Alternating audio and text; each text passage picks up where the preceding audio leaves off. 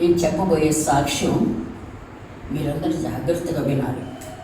ఎందుకంటే అది మీ జీవితాల్లో చాలా హెల్ప్ చేస్తుంది, ఇన్స్పిరేషన్ ఇస్తుంది అన్నమాట.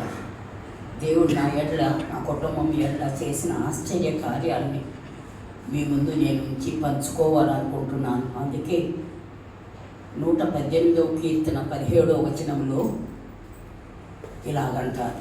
దావీదు వీళ్ళకి ఏమంటున్నారంటే, నేను చావను, సజీవుడినై యెహోవా కార్యములను వివరింతును. సజీవుడనై యెహోవా కార్యములను వివరింతును. అదే చేస్తున్నాను నేను. దేవుని వందనాలు. మా బాబుని వాడి బర్త్ గురించి చెప్పాను. వాడిని పెద్దోడు అయిపోయాక 16 years వచ్చేసాక నేను కర్ణాటక మెడికల్ కాలేజ్ BLDS అని, బిజాపూర్ లింగాయత్ డెవలప్మెంట్ సొసైటీ వాళ్ళ కాలేజీలో మెడిసిన్లో జాయిన్ చేశాను. ఫస్ట్ ఇయర్లో జాయిన్ చేశాము. అప్పుడు వాడికి చాలా ఇబ్బందికరమైన హాస్టల్ అన్నమాట. అది రోజులు సరిగ్గా ఉండదంటే వాళ్ళు first batches, second batches afterwards మంచిగా చేశారు అనుకోండి. వాటర్ తాగడానికి కూడా మంచిగా ఉండవు. అలాగా ఎక్కడెక్కడికో పోయి తెచ్చుకొని పెట్టుకుంటారు, అలాగా ఉంటుంది. అలాగే వాళ్ళు కంటిన్యూ చేస్తూ 1 year స్టడీస్ కంప్లీట్ చేశారు. 1 year స్టడీస్ కంప్లీట్ చేశారు. అయితే వాళ్ళు ఒకరోజు రెస్ట్ తీసుకోకుండా, ఎందుకంటే ఎగ్జామ్స్ అంటే ఎవరైనా చాలా హార్డ్ వర్క్ చేస్తారు.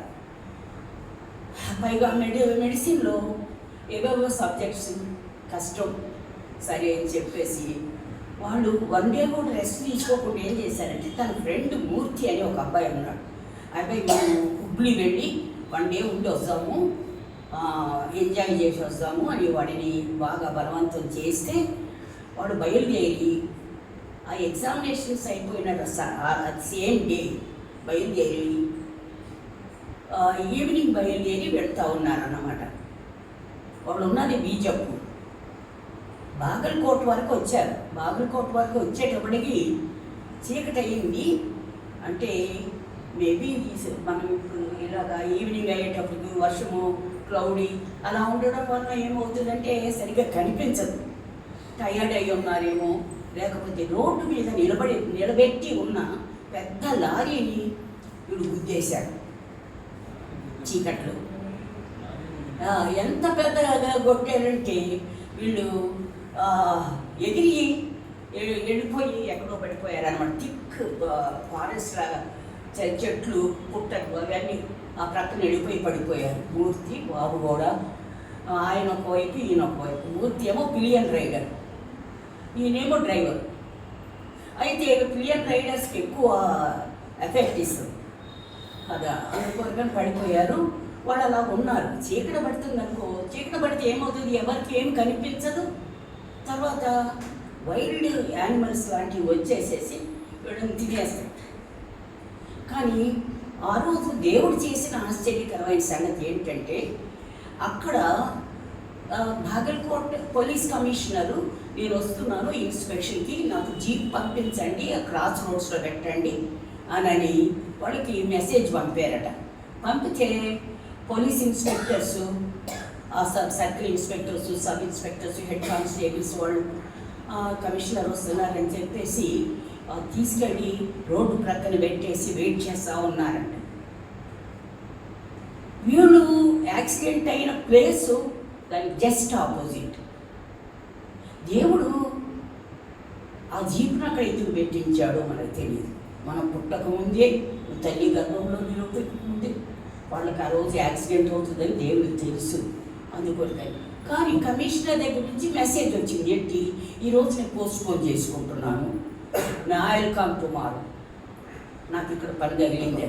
ఆ పని కానీ పోస్ట్పోన్ చేయించుకోవటం కానీ దేవుని పని. అది పోలీస్ ఆఫీసర్స్, అది ఇంకొక జీప్ అయినా ఇంకొక డిపార్ట్మెంట్ అయినా వాళ్ళు అంతగా కేర్ చేసేవాళ్ళు కాదేమో. Because they are law and order, police వాళ్ళు కదా. అందుకొరకని వాళ్ళకి ఏం భయం ఉండదు. వెళ్ళిపోయేసేసి ఈ యాక్సిడెంట్ జరగడం చూసి క్లినిక్ దిగి వచ్చేసాక బాడీస్ పట్టు వెతుకుతూ ఉన్నారంట. వెతుకుతూ ఉంటే దొరికినాయి. వాళ్ళు ఎత్తుకుని తీసుకొచ్చి జీపులో పెట్టి తీసుకెళ్ళి బాగల్కోట్ గవర్నమెంట్ హాస్పిటల్లో జాయిన్ చేశారు. సరే, నేను వాడిని మెడిసిన్లో జాయిన్ చేయకముందు ఏం చెప్పానంటే, ఎవ్రీడే నువ్వు మార్నింగ్ నుంచి ఈవినింగ్ వరకు కాలేజీలో ఉంటావో హాస్టల్లో ఏదైనా చేయి, కానీ ఈవినింగ్ 7 o'clockకి నాకు ఫోన్ చేయాలి. ఎవ్రీడే 7 o'clock నేను ఫోన్ దగ్గర ఉండేదాన్ని. అలాగే కూర్చొని ఎవ్రీడే నేను రిసీవ్ చేసుకుంటూ ఉండేదాన్ని, అన్నీ మాట్లాడేదాన్ని. ఆ రోజు నాకు ఫోన్ రాలేదు. 7 అవుతుంది రాలేదు, 7:30 అవుతుంది రాలేదు, 8 అవుతుంది రాలేదు. 8:15 అలాగా బాబు ఫ్రెండ్ వస్తే విఘ్నేష్ ఆయన ఇక్కడే డాక్టర్ చేస్తున్నాను, ఆ అబ్బాయి ఫోన్ చేశాడు నాకు. ఫోన్ చేసి, ఆంటీ రెజ్జీకి యాక్సిడెంట్ అయింది, మీరు కారు తీసుకుని వచ్చేయండి అని అన్నాడు. యాక్సిడెంట్ అయితే కారు తీసుకుని రావడం ఏంటి? కాలు ఇరిగిపోయిందా, చెయ్యి ఇరిగిందా, లేక చచ్చిపోయాడా, ఏమైంది? కారు తీసుకుని రమ్మంటున్నారు, మీరు రండి చూడండి అంటాం వేరు. ఆంటీ వాడికి యాక్సిడెంట్ అయ్యింది, మీరు కారు తీసుకుని వచ్చేయండి అని అన్నాడు. అంటే నాకు టైం అయిపోయింది, 8:30 అవుతుంది ఈవినింగ్. మరి ఇప్పుడు బయలుదేరి నేను ఎక్కడికి వెళ్ళాలి, ఎవరు డ్రైవ్ చేస్తారు? బీజపూర్ వరకు, బాగల్కోట్ వరకు, మన ఆంధ్ర కాదు, కర్ణాటక, మాకు అసలు ఏం తెలియదు. నేను మా ఆయన గారితో చెప్పాను. తర్వాత నేనేం చేశానంటే, మీరు ఇక్కడ ఉండండి, నేను ఎవరైనా డ్రైవర్స్ దొరుకుతారేమో కనుక్కుంటాను నేను అని చెప్పేసి ఏడ్చుకుంటూ రోడ్ల మీద వెళ్తూ ఉన్నాను. ఇక్కడ మన కాలనీలోనే 9 అయిపోతుంది, ఎవరు దొరకలేదు నాకు డ్రైవర్స్. ఎవరో ఎదురు పడామా, ఎందుకు ఏడుస్తున్నామంటే, ఇలాగా నా కొడుకు యాక్సిడెంట్ అయిందండి కర్ణాటకలో, నేను అక్కడికి వెళ్ళాలా, వాడిని తీసుకుని రావాలా, నాకు డ్రైవర్ లేడు, మా డ్రైవర్ ఎక్కడ ఉంటాడో నాకు తెలియదు అని చెప్పేసి ఏడుస్తూ ఉంటే, అమ్మ ఇక్కడ కాదు, ఎస్ఆర్టీ క్వార్టర్స్ వైపు వెళ్ళు, సన్నతనగర్ వైపు వెళితే అక్కడ నీకు డ్రైవర్స్ దొరుకుతారు అని అన్నాడు. అంటే నేను సరే అక్కడికి ఒక్కదాన్ని వెళ్తా ఉన్నాను చాలా దూరం, నాకు ఎస్ఆర్టీ క్వార్టర్స్ తెలీదు, వాటి క్వార్టర్స్ తెలియదు, ఏం తెలియదు సరిగ్గా. సరే అని చెప్పేసి చాలా దూరం వెళ్ళిన తర్వాత మళ్ళీ ఎవరు అడిగితే ఎస్ఆర్టీ క్వార్టర్స్ ఎక్కడ ఉంటాయండి అని అడిగితే చూపెట్టాను. అట్లా వెళ్ళమ్మా, అక్కడ దొరుకుతారు డ్రైవర్స్. సరే, నేను అక్కడికి వెళ్ళేటప్పటికి దేవుడు అక్కడ ఒక అతను పెట్టాడు. వాళ్ళంతా ఎందుకో బాన్ ఫైర్ అంటే మంటలు వేసుకుని చుట్టూ కూర్చుంటారు చూడండి, ఇట్లా చేతులు ఆడుకుంటా. అక్కడ కూర్చుని చాలామంది ముస్లిమ్స్ కూర్చుని ఉన్నారు. నేను వాళ్ళ దగ్గరికి వెళ్ళి నిలబడితే వాళ్ళు అన్నారు, ఏంటమ్మా ఏంటి సంగతి, ఏంటి, ఎందుకు ఇక్కడికి వచ్చాం అని అంటే, ఇలాగ నాకు డ్రైవర్ కావాలండి, దయచేసి నాకు హెల్ప్ చేయండి, మీ మేలు నేను ఎప్పుడు మర్చిపోను, మాకు సాయం చేయండి, మాకు సాయం చేయాలి. అక్కడ నేను కూడా ఒకటే ఏడుస్తున్నాను అన్నమాట. అంటే వాళ్ళలో ఒక అబ్బాయి 20-21 years ఉంటాయి. లేచేసి అన్నాడు, అమ్మ నాకు డ్రైవింగ్ వచ్చు, రాయచూరు వరకు నాకు దారి కూడా తెలుసు, కానీ ఆ తర్వాత నాకు తెలియదు ఎట్లా వెళ్ళాలో, ఎవరు నన్ను అడిగి వెళ్దాము మరి బాగల్కోట్ వరకు అని చెప్పేసి ఇంటికి వచ్చాడు. మాకు పెట్రోల్ లేదు, పెట్రోల్ కొంతవరకే ఉంది, నాకేం చేస్తుంది, ట్యాంక్ పోయించుకోవాలి, కర్ణాటక వెళ్ళి మళ్ళీ రిటర్న్ అవ్వాలి అనే సంగతి తెలియదు కదా అని చెప్పేసి ఉంది. సరే, మేము బయలుదేరాము, దగ్గర 10 అయిపోతుంది. బయలుదేరిన తర్వాత ఈ అమీర్పేటలోకి వచ్చేసేసి పెట్రోల్ కావాలని అడిగాము. లేదమ్మా లేదు, ఇప్పుడు పెట్రోల్ క్లోజ్ చేస్తున్నాము అరకే. మళ్ళీ కొంచెం దూరం వెళ్ళినాక మళ్ళీ అక్కడ అడిగాను, ఆపితే వాళ్ళు అప్పటికే క్లోజ్ చేసేసి పెట్రోల్ బంక్ ముందు పడుకుని నిద్రపోతున్నారు కొంతమంది. నేను లేపేసి ఇలా పరిస్థితి ఉంది, దయచేసి నాకు సాయం చేయండి అని చెప్పేసి చాలా ఇంకా త్రూఅవుట్ ఏడుస్తూనే ఉన్నాను. ఏ మదరైనా అలాగే చేస్తారు కదా, మరి నాకు కూడా తెలుసు కదా, వాడు లేక పుట్టిన కొడుకు ఎప్పుడో ఏడ్చి 16 సంవత్సరాలు ఏడిస్తే 16వ సంవత్సరంలో మళ్ళీ యాక్సిడెంట్. ఇంకా దానికోసం అని చెప్పేసి లేపి వాళ్ళని ఇట్లా వెళ్ళాలండి, కర్ణాటక వెళ్ళాలి, ప్లీజ్ కొంచెం పెట్రోల్ పోయండి. పోయించుకుని రాయచూరు వరకు నెమ్మది వెళ్ళాము. అక్కడి నుంచి అడుగుతూ చాలా దూరం అని చెప్పేసి అతను ఆ పిల్లాడు దిగి, రాత్రులు ఎవరు కనిపిస్తారు, ఎవరో ఒకళ్ళు ఎక్కడో ఒక్క దగ్గర కనిపిస్తూ ఉన్నారన్నమాట. సరే ఏమైంది, సాయంకాలం 4:30 అయింది మేము బాగల్కోట్ వెళ్ళేటప్పటికి. ఎవరికి భోజనం లేదు, ఎవరు తింటారు, అందరం ఏడుస్తూనే ఉన్నాం. పాప డ్రైవర్ కూడా నేనేం చేయలేకపోయానప్పుడు. వెళ్ళిన తర్వాత గవర్నమెంట్ హాస్పిటల్లో బాబుని అడ్మిట్ చేశారు. వాడి ఫ్రెండ్ మూర్తిని కూడా అడ్మిట్ చేశారు. మూర్తికి చాలా సీరియస్ ఇంజరీస్ అయినాయి.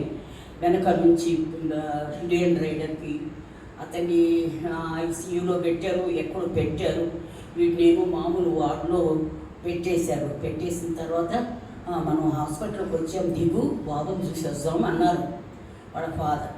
అంటే నేను రాను, నాకు భయం వేస్తుంది, నాకు వాడు ఎట్లా ఉన్నాడో ఏంటో, అసలు బ్రతుకున్నాడో లేదో నాకు తెలియదు, నాకు అస్సలు చేత కావట్లేదు, నేను రానండి, మీరు వెళ్ళి చూసి రండి, ముందు మీరు వచ్చి చెప్పినాక నేను వస్తాను ఎలా ఉన్నాడు అని చెప్పేసి. అంటే మా జమియా గారు డ్రైవరు ఇద్దరు వెళ్ళారన్నమాట వార్డులోకి.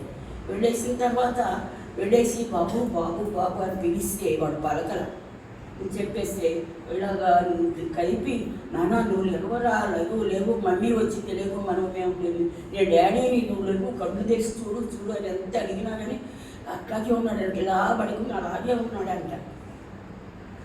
సరే బయటకు వచ్చి బాబుకి ఏం కాలేదు, కొద్దిగా అన్కాన్షియస్గా ఉన్నాడు, వాడు షాప్లో ఉన్నాడని చెప్తున్నారు డాక్టర్స్, కాబట్టి నువ్వు వచ్చి మాట్లాడితే వాడు లెగుస్తాడేమో అని అంటే నాకు కొంచెం ధైర్యం వచ్చింది. నేను వెళ్ళేసి వాడు ప్రక్కనే కూర్చున్నాను, కార్ట్ మీద కూర్చుని నేను వాటేసుకున్నాను, గట్టిగా వాటేసుకుని ఏడ్చేసి బాబు అమ్మని రా, నువ్వు లేవు కడుదేరు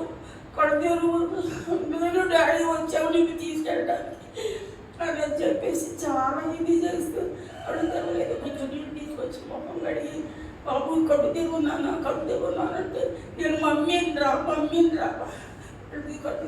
సెట్ చేసి ఇట్లా చూసి పక్కన అరిసేసుకున్నాను, వాటేసుకున్నాడు మమ్మీ అని చెప్పేసి. అవునా వచ్చాము, మేము ఇది తీసుకెళ్ళడానికే వచ్చాము, నువ్వు లేవు అని చెప్పేసి వాడు లేపేసి, సరిగ్గా నడవట్లేదు, నెమ్మదిగా నడిపించుకుంటూ కారు దగ్గరికి తీసుకొచ్చాము. కారు ఎక్కిన తర్వాత మేము హాస్పిటల్ సూపరింటెండెంట్ ఇంటికి వెళ్ళాలి, రాత్రి కదా, అందుకోసం సూపరింటెండెంట్ ఇంటికి వెళ్ళాలి. ఆయన డిశ్చార్జ్ రాయాలి, గవర్నమెంట్ హాస్పిటల్ అడ్మిట్ చేశారు, మరి డిశ్చార్జ్ ఎవరు చేస్తారు, మన ఇష్టం వచ్చినట్టు తీసుకురాకూడదు కదా హాస్పిటల్ నుండి. ఇంకా చెప్పేసి అక్కడికి వెళ్ళామన్నమాట. ఆయన కొంచెం సేపు ఆపేసి అమ్మ డిశ్చార్జ్ రాస్తాను కూర్చోండి అని చెప్పేసి మేము కొంత మనీ పే చేసాము. అక్కడ గవర్నమెంట్ హాస్పిటల్లో పే చేయడం తెలియదు. అయితే పే చేసిన తర్వాత ఆయన కూర్చుని రాత్రిలో డిశ్చార్జ్ రాశారు. ఆ తర్వాత ఏం చేసాము, బాబుని తీసుకొని నేను నెమ్మదిగా అడిగాను, డాక్టర్ గారండి మూర్తి ఎలా ఉన్నాడండి అని అంటే, నాకు వెళ్ళి చూశారు ఆయన. చూసేసమ్మా రెజినాల్డ్ చెప్పొద్దు, రెజినాల్డ్ షాక్లో ఉన్నాడు, మూర్తి ఈజ్ నో మోర్, చనిపోయాడు. మనకి ఎక్కడ ఉంటుంది చెప్పండి, అసలు నా పరిస్థితి ఎలా ఉంది, చాలా దిగిలేసింది నాకు. కానీ గాడ్ హ్యాస్ సేవ్డ్ హిమ్. అయినా కానీ ఆ బాబు గురించి నాకు చాలా దిగిలేసేసింది.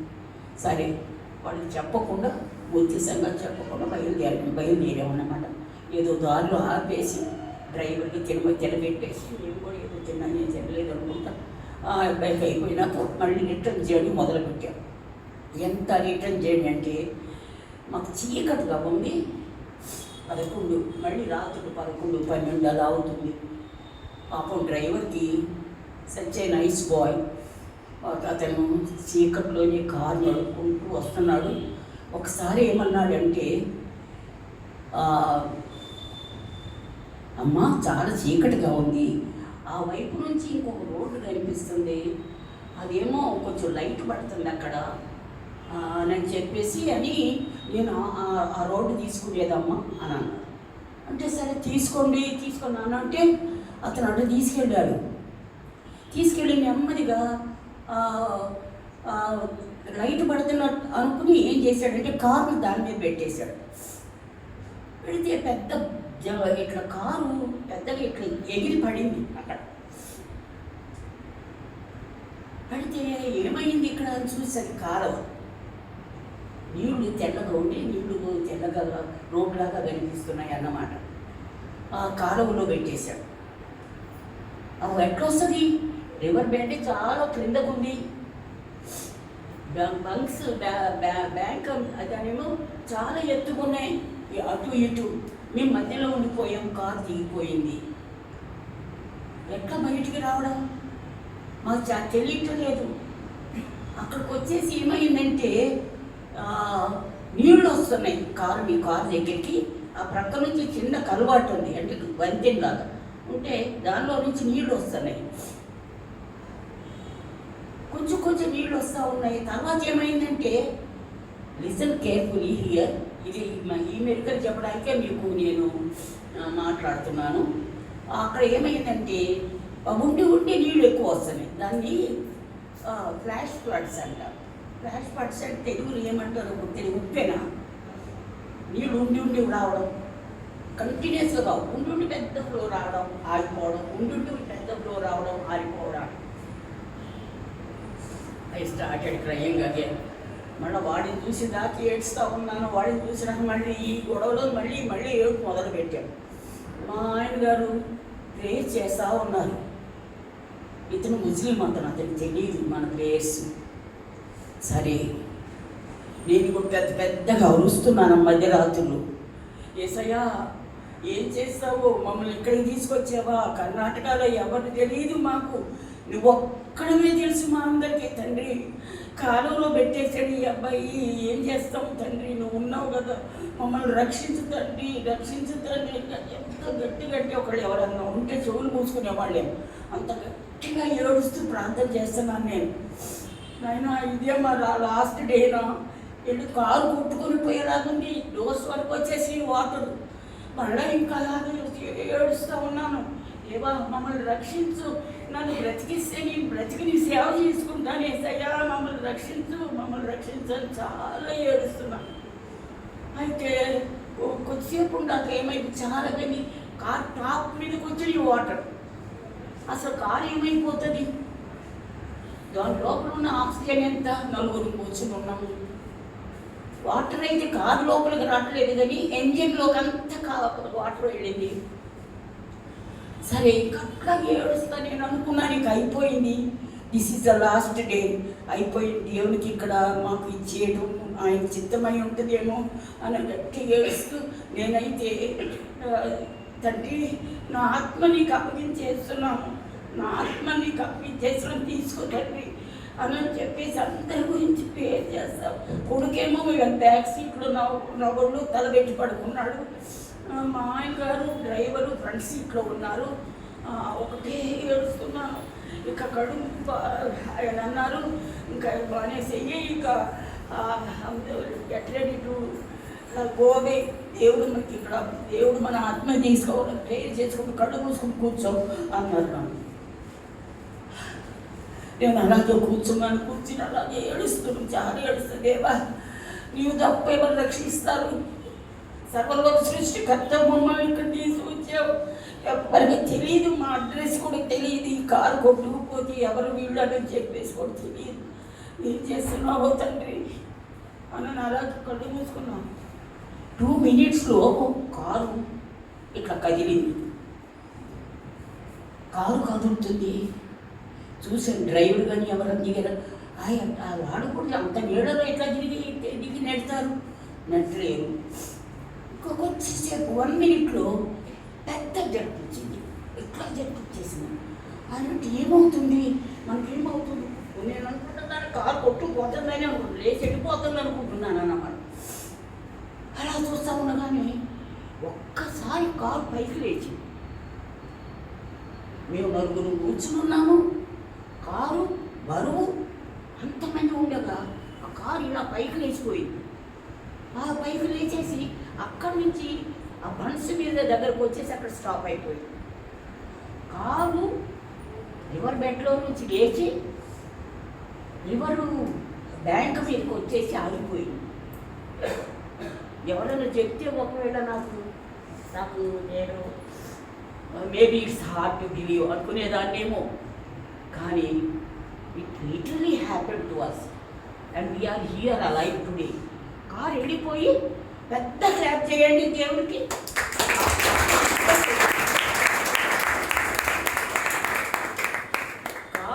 కారుని లేపే దేవుడు కారు గాలిలో లేచి అలా వెళ్ళిపోయేసేసి రివర్ బ్యాంక్ మీద ఆగిపోయింది. కొద్దిసేపు నాకు అసలు అర్థం కాలేదు, ఏమవుతుంది అని చెప్పేసి అంత ట్రాన్స్లో ఉన్నామన్నమాట. ఏమవుతుంది నలుగురు బాబాయ్కి పెద్దగా ఈ doesn't know what's happening perhaps ఒళ్ళో ఉన్నాడు. అప్పటికే లేచి కొంచెం సేపు అటు ఇటు కళ్ళు తీసి కూర్చున్నాడు. అయితే లక్ష్యము బ్యాంక్ మీద ఉన్నాము. కారు డోర్ తెరిసేసి నా హస్బెండ్ డ్రైవర్ దిగేసి చుట్టూ చూశామంతా. ఎవరన్నా వచ్చారా, ఎవరు చేసి ఉంటారు ఈ పని, ఎక్కడ లిఫ్ట్ చేశారు కారుని, రివర్ బెడ్ ఎంత లోతుగా ఉంటుంది, అక్కడ నుంచి లిఫ్ట్ చేశారు అని చెప్పేసి నేను ఇద్దరు చూస్తున్నాను. అప్పుడు ఏమైందంటే మా ఆయన ఏమన్నారంటే, బాబు వాళ్ళ ఫాదరు, అతని పేరు హమీద్ కొంచెం లైట్లు అయ్యి అసలు పరిస్థితి ఇక్కడ ఏముందో మనకు తెలియదు, దాని ప్రక్క ఏముందో తెలియదు, ఈ బండ్లు ప్రక్కన ఏముందో తెలియదు, ఎట్లా ఉందో మనకు అసలు పరిస్థితే తెలియదు, నువ్వు కార్ స్టార్ట్ చెయ్యి అంటే స్టార్ట్గా సార్ నువ్వు 1.5-2 గంటల పైగా నీళ్ళలోనే నిండుగా కారు విరిగిపోయి ఉంది కదా అనంటే నేను అన్నాను, హమీద్ స్టార్ట్ చేయి అనంటే స్టార్ట్ చేశాడు. స్టార్ట్ చేస్తే వెంటనే as if nothing has happened, ఏమీ కాలేదు. రోడ్డు మీద మన ఇంటి దగ్గర నుంచి బయలుదేరి ఎట్లాగా స్టార్ట్ అయిపోయింది అట్లా స్టార్ట్ అయిపోయి మామూలుగా ఈజ్ ఏబుల్ టు డ్రైవ్. చుట్టూ చూసుకుంటా నెమ్మదిగా కార్ని డ్రైవ్ చేయటం మొదలుపెట్టాడు.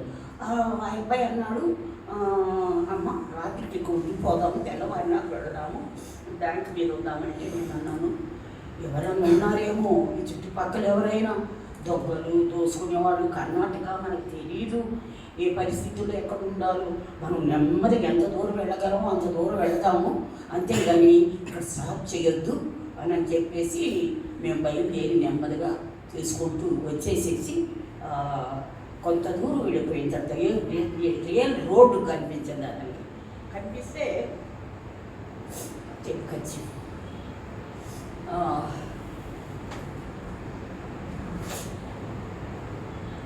సో నేను బయలుదేరేసి రోడ్డు ఎక్కేసేసి నెమ్మదిగా మళ్ళీ తెల్లవారింది, నెమ్మదిగా డ్రైవ్ చేసుకుంటూ ఇంటికి వచ్చాము. ఇంటికి వచ్చిన తర్వాత బాబుని ఏం చేశారంటే, ఇక్కడ బాబుని ఒక రాత్రి ఉంచితే మంచిదిగా ఉంచుదాము, రెస్ట్ తీసుకుంటాడు. వద్దొద్దు, వాడికి ఇంటర్నల్ ఇంజరీస్ ఏమన్నా అయినాయేమో మనకు తెలియదు, బయటకైతే కొంచెం మంచిగా కనిపిస్తున్నాడు, షాక్ అంటున్నారు, కానీ వాడికి ఏమైనా ఇంటర్నల్ ఇంజరీస్ అయినాయేమో హైదరాబాద్ తీసుకెళ్ళి టెస్ట్ చేయించేసి వాడు బాగున్నాడంటే అప్పుడు రెస్ట్ ఇచ్చి మళ్ళీ కాలేజీకి తీసుకొస్తామని మేము బయలుదేరి నెమ్మదిగా బై 11 o'clock అనుకుంటా, నెక్స్ట్ డే 11 o'clock 11:30కి హైదరాబాద్ క్షేమంగా చేరుకున్నాం. దేవునికి ఎన్నో వందనాలు. ఎన్ని మిరకిల్స్ జీవితంలో ఏమి చేస్తున్నాడు దేవుడు మన కొరకు అసలు అర్థమే కాదు. మీకు కూడా తెలియని ఎన్నో మిరకిల్స్ మీ జీవితంలో జరుగుతూ ఉంటుంది, కానీ మనం నోటీస్ చేయం కొన్నిసార్లు. కానీ ఇది ఎంత పెద్ద మిరకిల్, ఫ్యామిలీ కూడా మేము చనిపోవలసిన వాళ్ళం, మొత్తం తీసుకెళ్లాల్సిన వాళ్ళం, కానీ దేవుడు ఎంతకాలం మమ్మల్ని బ్రతికించి అసలు